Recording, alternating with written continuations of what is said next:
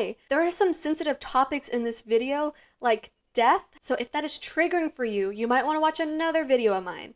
And I have several videos that aren't about death, and you will enjoy them much more. This video is also from a 2-hour-long stream of mine. It will be broken up into several different videos. I hope you enjoy. How are we doing tonight? Alright, let's get started. I don't remember where we left off, so I'm just gonna start with the Room of Palms and do everybody we didn't do. Okay? Alright. Did that. Steph. Hey. How are ya? You catch up with Steph. She looks surprised to see you. You think, it's hard to tell with the mask. Hey. What's up? Is everything okay? Where are you going? Home. I think. I'm not really sure. Why? Where are you going? Let's go to the symphony.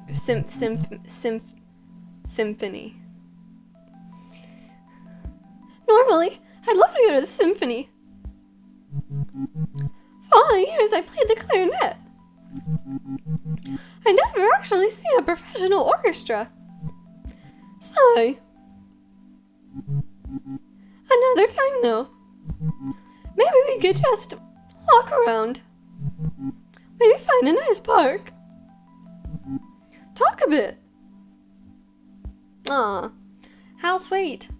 A heavy layer of snow has claimed the trees and buried the grass nearby. A cobblestone walking trail twists around the edge of a lake. You pass an old ghost sitting on a bench, tossing nothing on the ground but still going through the motions. The ghosts of geese gather around him anyway, acting out a ritual that no longer serves any purpose. Geese. This is all still so confusing. I know what you mean. I guess all ghosts must feel like this. Or something like it. Were you this lost when you died? We'll guess. For a while, yes. How did you figure things out? I'm still figuring things out. Dying's not a simple thing. I just feel like I spent a year on a puzzle, only to realize I'm the missing piece. They're gone. I'll never finish. And now, what do I do? Do I take the puzzle apart? Be proud of what I could do? It's still an accomplishment. I guess. But now what? What do we even do as ghosts? Do we get jobs? What's the point of anything? You can help people. I guess we have powers. We can manipulate things, right? That's up to you. When you're little, everyone asks, what did you want to be when you grow up? Now, it's like, what do you want to be when you die? It's too much pressure. I gotta learn how to walk again before I figure out where to go. You have a lot of options. I keep thinking about all the things I can't do now. Eat, drink. I could go for a milkshake right now. That's offensive. Vanilla? With a slice of apple pie. But I guess I won't taste it. There's no point in eating. So then I just want to play my clarinet. But I can't do that either. But you can do so much more. At least I can still do puzzles. And finish learning Japanese. I think I'm ready to take my mask off. You got this. If you say so. I was expecting so much worse. How do I look?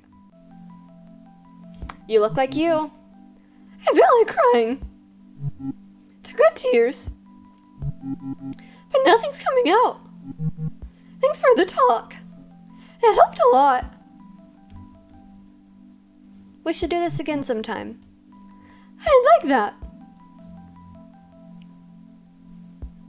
It's hard to be a ghost, but Steph seems like she'll be alright. What's next for you, though? D's nuts. Ha. Anywho. Okay, that's Room of Palms. Done. Room of Liars. Who did we not do? We did Leon, we did Spooky Peter. Kyo. I was corrected after the stream. Kyo. You meet Kyo the next day. Waiting on the streets as you approach, looking nervous. It just got like so much louder. I'm nervous. Are you nervous? Definitely. What? I said I'm nervous too! Hold on a second. Let me take off these headphones. That's better. So what were you saying? I'm nervous too. If you're nervous, maybe I'm right to be nervous too. Hearts. Oof. You ready to go? Sure am. The middle of nowhere. Not literally. I know, 'cause we're ghosts. The middle of nowhere. Could mean something weird. Just come with me. Okay. Kyo takes you to the woods. Deep into the trees, far away from any paved roads. Did you know I make greeting cards? For ghosts to give to other ghosts. Happy anniversary for your tragic end. I'm happy for your loss. That sort of thing. It's just a hobby. You stop at a particularly barren patch of prairie land. Everything is frozen over. The few clusters of trees are stripped of their leaves with branches like bony hands. Squat birds huddle together for warmth near a frozen lake, while a dry, biting wind blows through. Isn't it great out here? I come here to think. I watch the birds. I listen to music. There aren't many souls here. Just the birds and the wind. I see why you like it. I can be myself here. No one bothers me. I don't need happy things to remind me that I'm not happy. I need sad things to remind me it's okay to be sad sometimes. That's a nice way to put it. It's exhausting to worry like I do, but I'd rather embrace my sadness than just ignore it. Sadness is a real thing. As real as we are anyway. So I embrace it. Kyo looks out onto the frozen lake. Come with me. I want to show you something. Kyo leads you away from the lake toward a pocket of trees. Hidden among the poplars and pines is an old house. The wood is gray and brittle. The roof collapsed a long time ago. This house is a tiny thing. When it was standing, it had just a single room. Inside, the floors are rotted through and covered in layers of bird droppings. In one corner, a wood-burning stove is rusted through.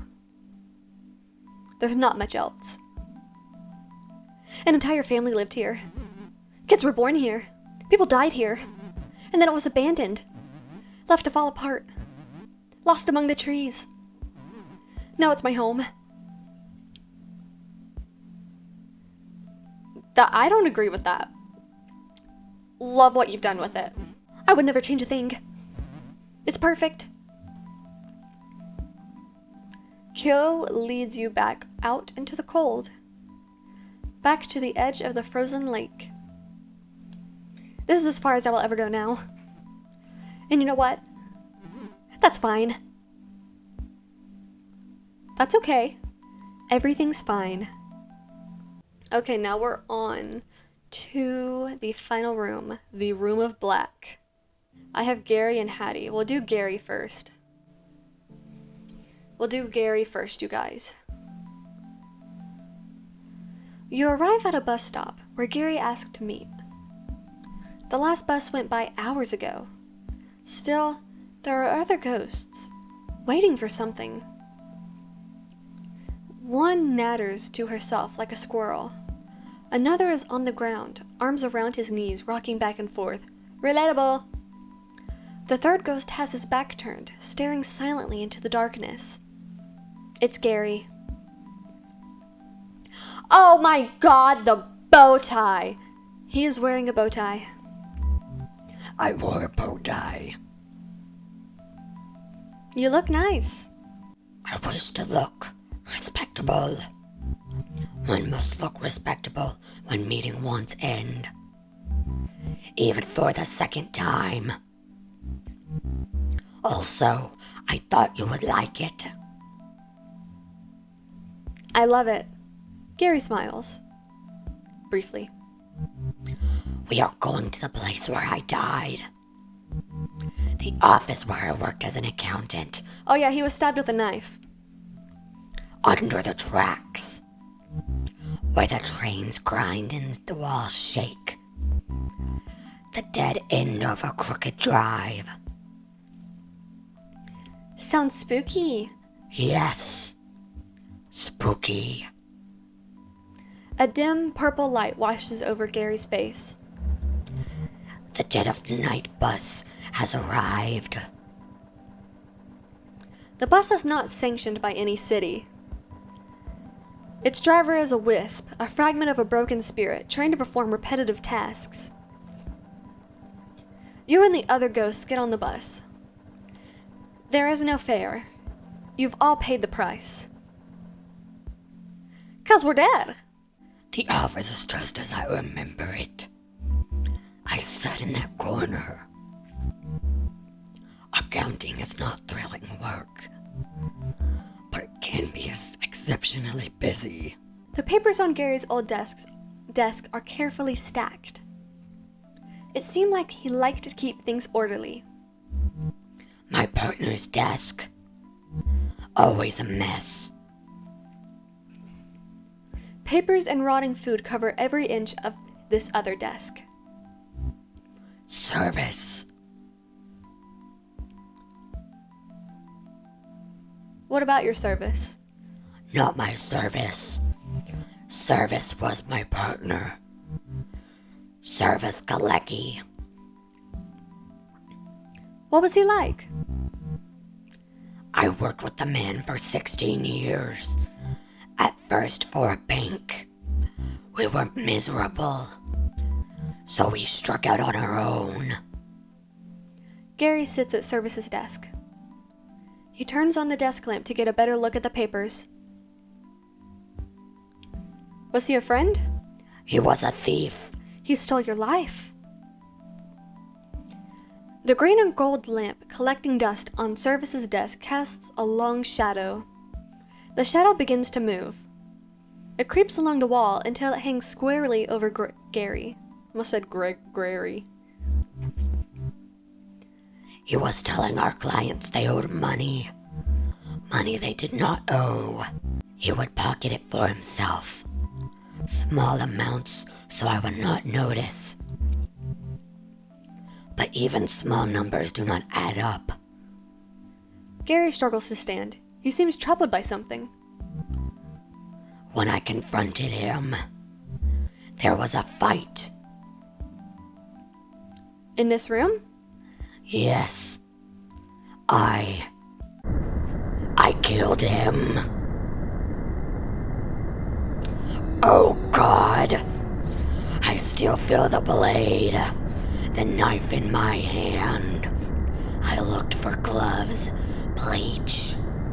I found them, but I could not hide what I'd done. Instead, I called the police. Sitting quietly in the dark, I waited for them to arrive. When the officers knocked on the door, I was so scared. They warned me, but I could not let go of the weapon, frozen in place right there in her office. They shot me where I stood. I died here, same as Service.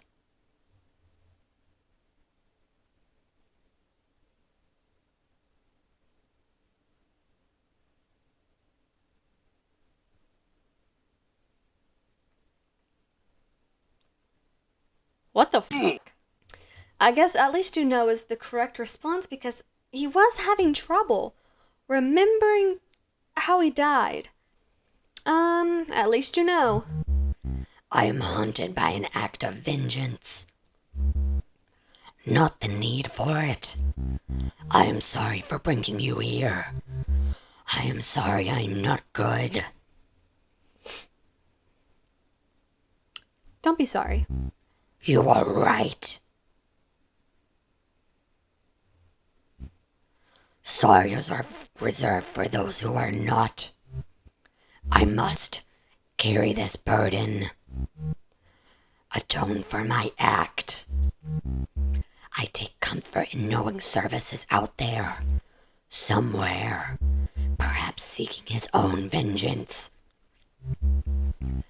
Suppose it is only right that I give it to him. Gary is gone. The office is darker now. On the wall, you see a portrait, 2 smiling men. Service and Gary, the day they opened their firm. The office begins to shake as the first train of the day rolls by overhead, but the picture stays fixed to the wall.